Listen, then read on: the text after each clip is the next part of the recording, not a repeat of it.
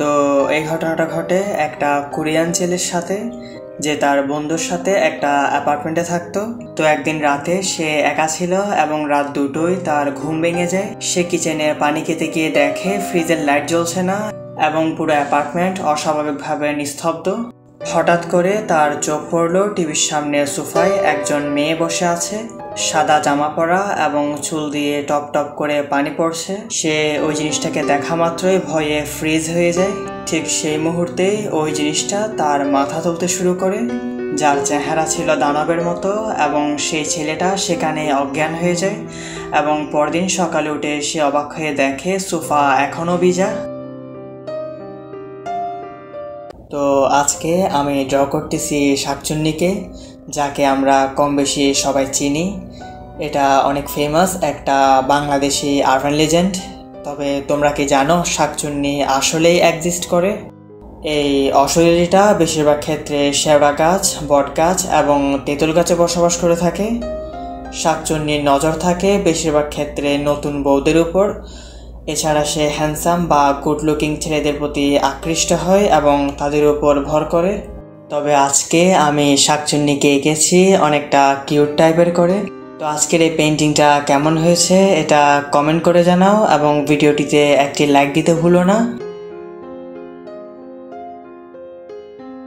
তো লাস্টের ঘটনাটা ঘটে একটি ফ্রেন্ড গ্রুপের সাথে। তারা সবাই মিলে একটা জায়গায় বেড়াতে যায়। সেই জায়গাটা ছিল জঙ্গলের কাছাকাছি। জঙ্গলটা হন্টেড এটা জানার পরেও তারা সেই জায়গায় যায় এবং সেখানে তাঁবু টাকিয়ে তারা রাতে থাকার সিদ্ধান্ত নেয়। তো কথা মতো সেই জায়গায় যায় এবং তাদের তাঁবু টাকাতে শুরু করে। তো তারা একটা শব্দ লক্ষ্য করে যেটা জঙ্গলের গভীর থেকে আসছে। শুনে মনে হয় যে কেউ একজন জঙ্গলের গভীর থেকে শীষ বাজাচ্ছে। তারা পাখি ডাক বলে বিষয়টিকে উড়িয়ে দেয়, কিন্তু রাত যত গভীর হতে থাকে ততই শীষের আওয়াজটা আরো বেশি হতে থাকে। তারা অনেকক্ষণ ধরে শীষের আওয়াজটাকে লক্ষ্য করে এবং কে এই শীষ বাজাচ্ছে এটা দেখার জন্য তারা জঙ্গলের দিকে যেতে থাকে। এবং জঙ্গলে গিয়ে তারা একটা পরিত্যক্ত ভাঙ্গা বাড়ি খুঁজে পায়। তারা সে বাড়ির ভেতরে ঢুকে এবং সবকিছু দেখতে থাকে। সেখানে তারা একটা মেয়ের ছবি দেখতে পায় এবং মেয়েটা কিভাবে মারা গিয়েছে এটাও তারা একটা ডায়েরিতে দেখতে পায়। এবং তার একটা গোপন দরজা খুঁজে পায়। তারা যখনই এই দরজাটা খুলে এবং এর ভেতরে ঢুকে তারা নিচে পড়ে যায় এবং একটা টানেলের মাধ্যমে তারা একটা রুমে চলে আসে। রুমে এসে তারা যা দেখে তা দেখার জন্য তারা মোটেও অপেক্ষায় ছিল না।